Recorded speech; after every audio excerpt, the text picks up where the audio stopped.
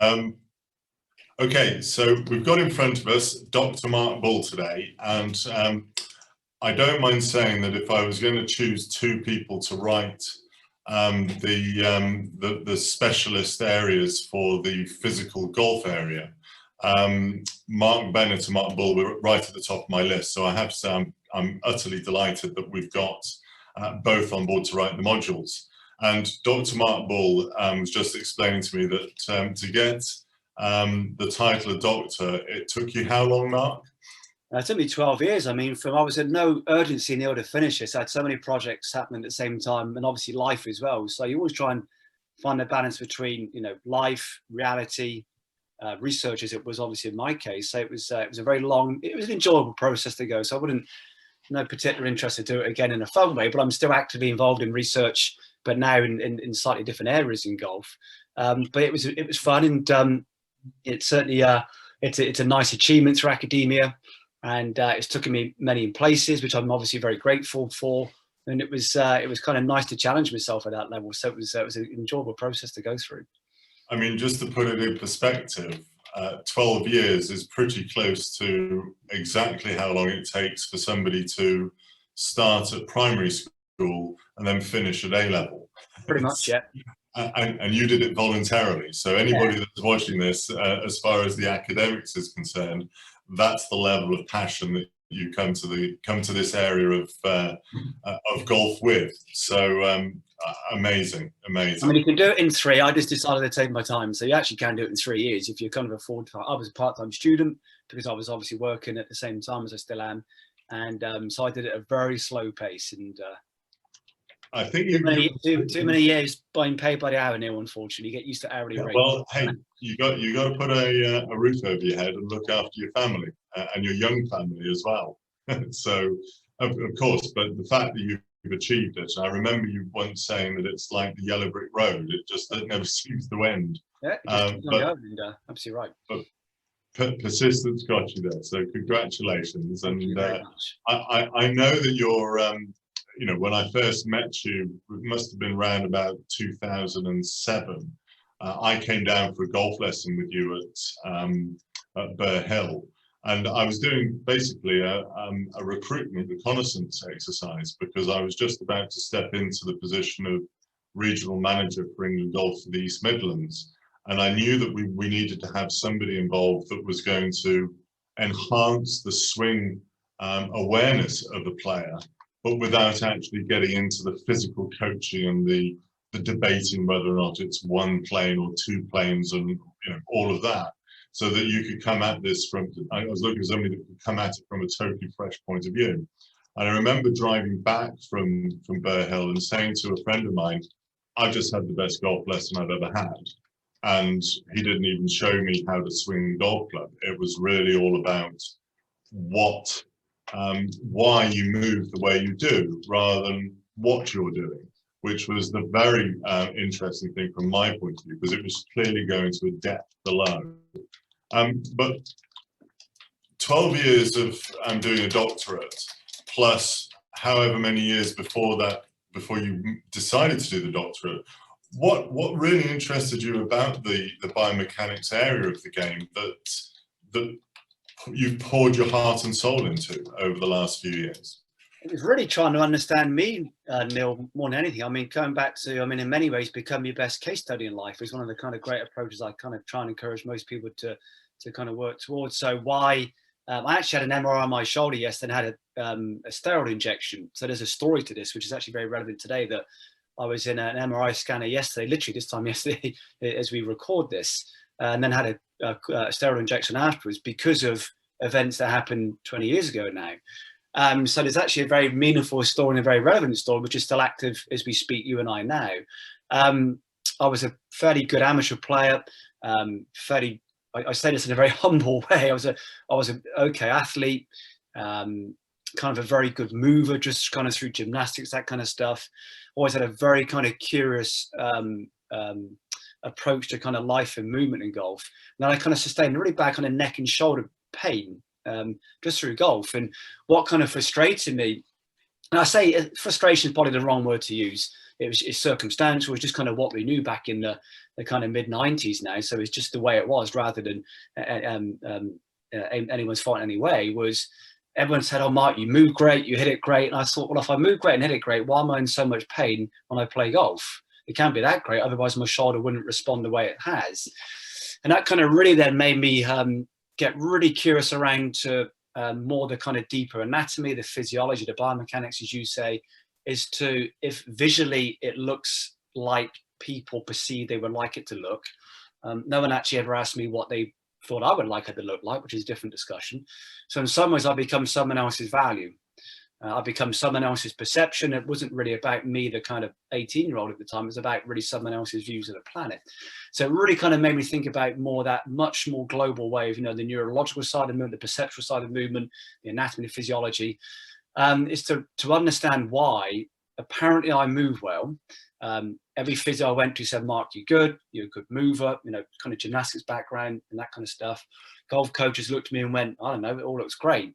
To which my response is, then why every time I play golf do I get really bad shoulder pain? And it was kind of met with silence.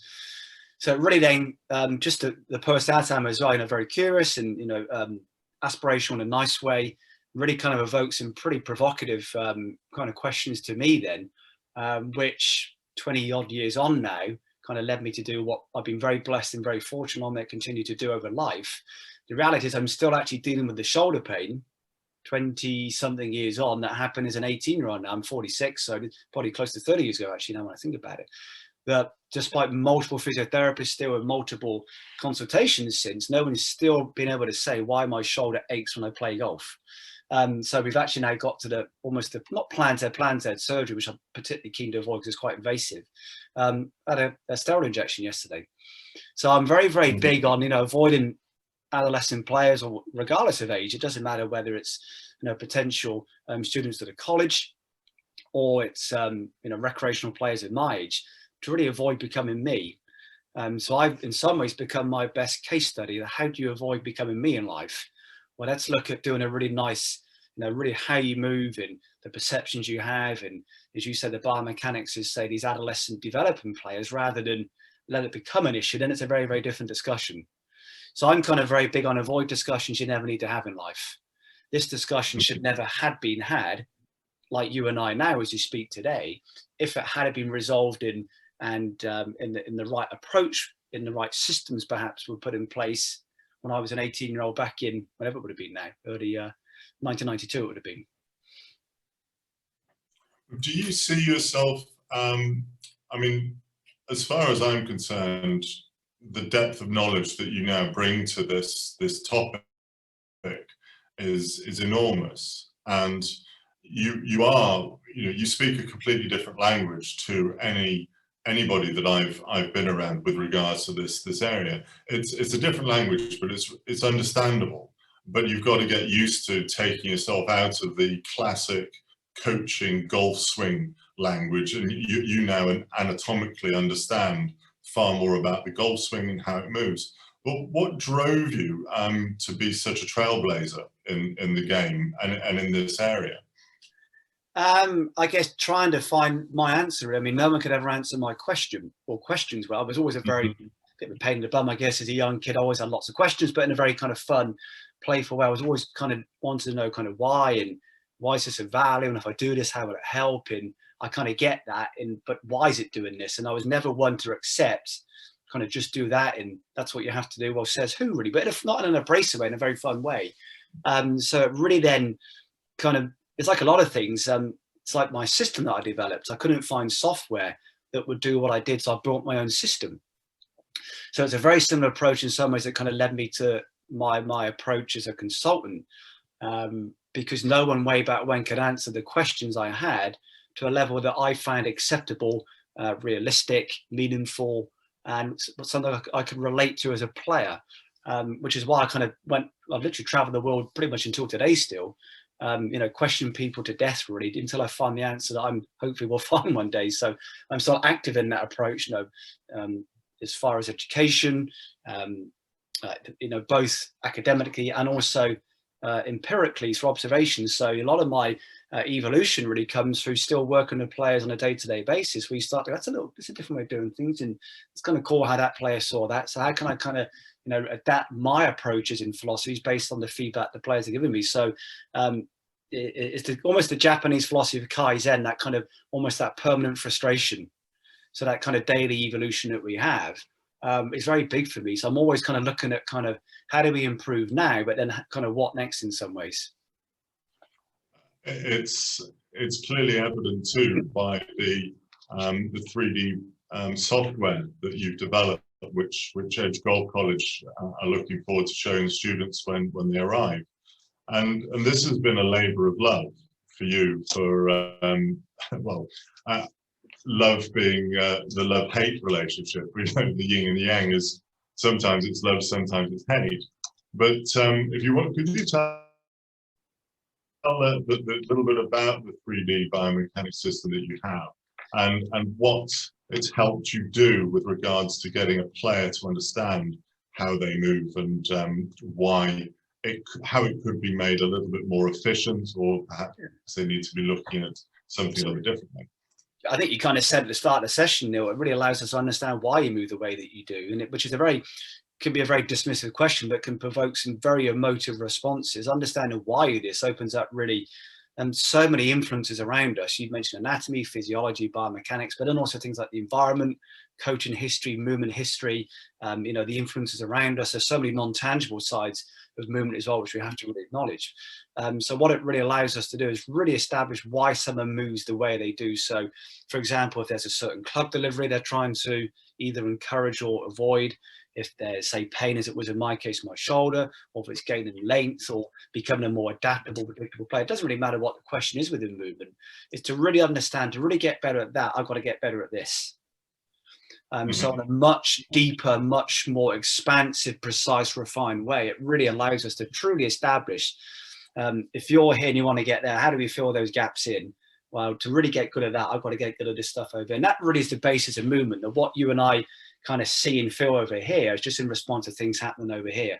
Certainly historical coaching in some areas have looked at how do we shift this without really understanding that really what we do over here is just in response to what happens over there. So that's what it's for me is still his main use, really in a very emotive way once more, really helping people and players understand, okay, so the reason why my club moves that way actually connects back to my neck and my pelvis. Okay, so that very kind of global cohesive way of seeing move rather than, well, just do this and just do, yeah, that's a very unsustainable, unadvisable approach. But I mean, it helps some, but invariably doesn't help many.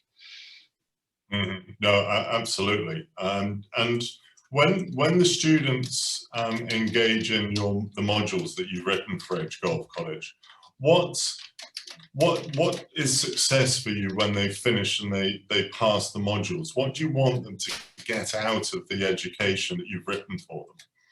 I think even success perhaps may be the wrong word. No, I think more self-worth is a better way of looking at things, that what self-worth, what education gives you, or the experience that the college give you. So I think, you know, success you could define in many ways, but I think a much better objective for all of us when we go to these systems or these programs is a real sense of value and self-worth. And that's what really my experience to date have given me, and long may that continue, that a real sense of value, purpose, and worth around what I do.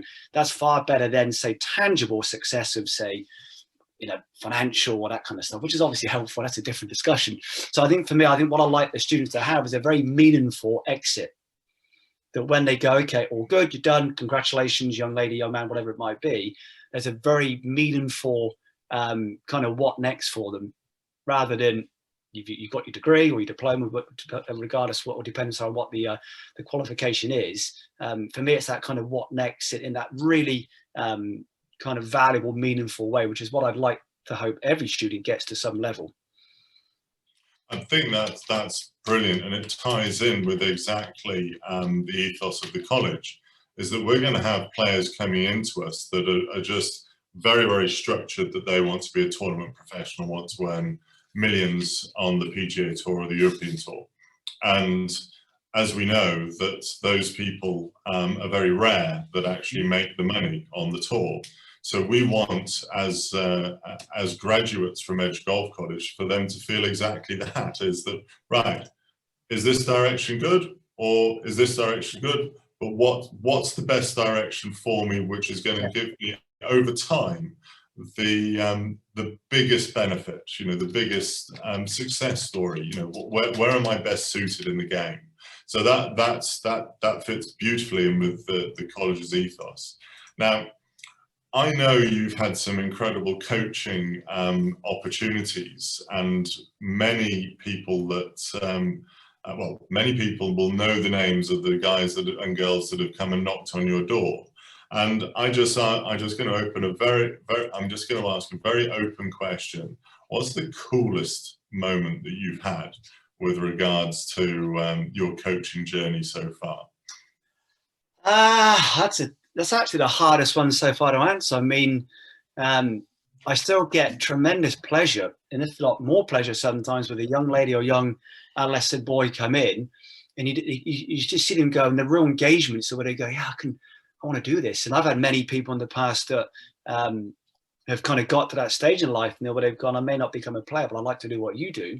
So to really have an influence on, these developing adolescents, which I'm really passionate about, really gives me, again, a lot of self-worth that, okay, they may not establish and achieve what they hope to achieve as a 10-year-old, but they now really see and perceive a career in, say, sports science or biomechanics like myself through their small exposure to me. So some of my real deepest moments have been when you start to really influence someone's life.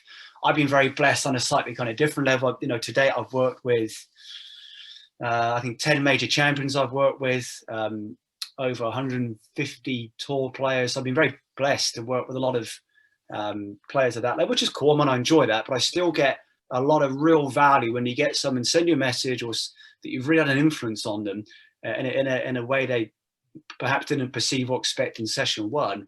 That's a cool thing to do. So yeah, I've been lucky to go to all the major championships and the Ryder Cups and Augusta and places like this, and work with many major champions and see them go from almost kind of college level players to actually winning majors. I've been fortunate to be around some of those players. So there's kind of two sides to that, but still, I think the core moments are really helping that kind of that college lady, college boy really go, I'd like to kind of do what you do. That's a neat thing to have in life, I think. Well, I mean, the level of passion and enthusiasm that you bring to your topic and to your area, it's infectious. So I know that the students are going to have that to deal with you, because you're so passionate about this area. It's great. And I remember something, just to back up what you just said, that we brought you over to Portugal when I was regional manager. And there were two standout conversations that we had about two boys at that stage. One was seriously taking notes, and the other was just listening and absorbing. And you remember those two guys. I'm not going to mention them on the during this session, but if it heartens you at all, those two guys, with their inquisitive minds and their ability to absorb information, are actually the recruitment template that we're setting for the for people that we want to come into the college. So instead of you having 2 out of 30 players, we actually want to have 60 out of 60, all just in front of you going, right, what's the doctor going to teach us today, or what's he going to show us today? And I guess that's one of the reasons why you wanted to be involved in the college, was that exactly what you've just said.